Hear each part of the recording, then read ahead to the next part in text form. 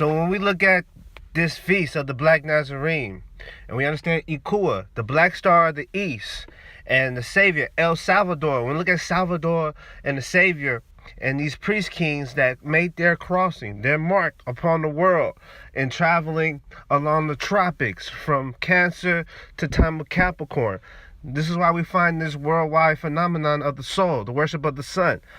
We have to understand the sun goes through all the quads in this annual procession, leaving the time of the Virgo here of the south. So when we look at Mexico, Meshi, in this land region of where we can do these observations of the Capricorn and the Cancer, which is a tropical tropic that measures the sun's progression through time. This is what made this land successful with growing corn and a lot of the agriculture that came from here, from the Americas. When we look at the biblical stories of Joseph and Shu and the wind deities and the holder of the sky and the Savior. Joseph saved the world in this biblical account.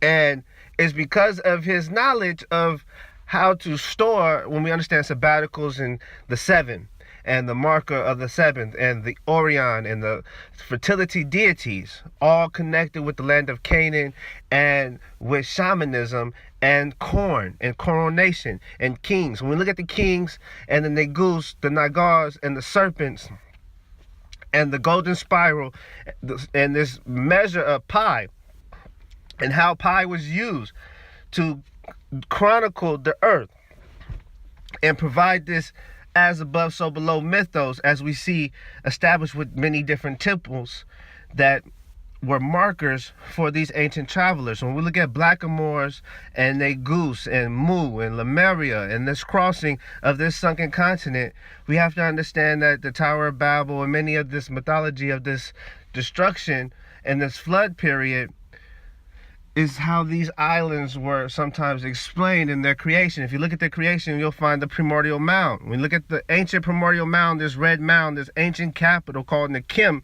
you'll find this relation to Sudupu and these Asiatics who traveled following Orion in the Orient and coming through the Orient.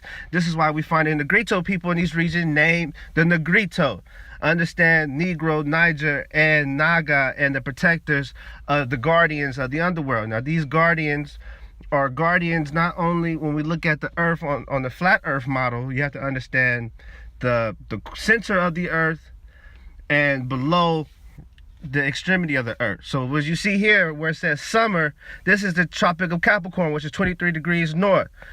And then you see the southern portion, which is the Tropic of Capricorn, which is 23 degrees south. So Cancer in the time of the summer, right, and Capricorn in the time of the winter.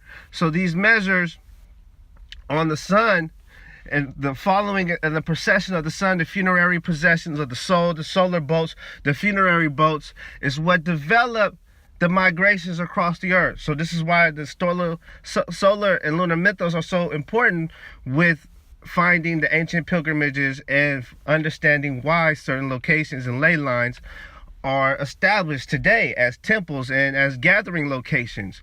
So when we see Tammuz, you have to understand Tammuz is during the time of June and July. So we understand Tameri and this crossing from Ghana into this region of the south, the seventh Sheba.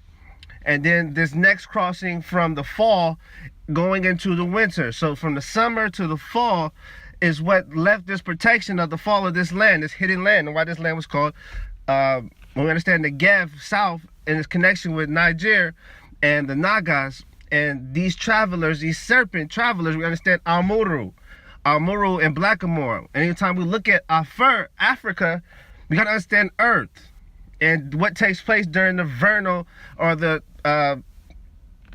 fall equinox. We understand the hidden and the darkness and this covering and the solstice. This is what you find the two headpieces there representing. So the hidden land, this land of the north, was so significant in the scriptures that there was going to be a second exodus from this land of the north. So the land of the north is always looked at on the center of the earth, right?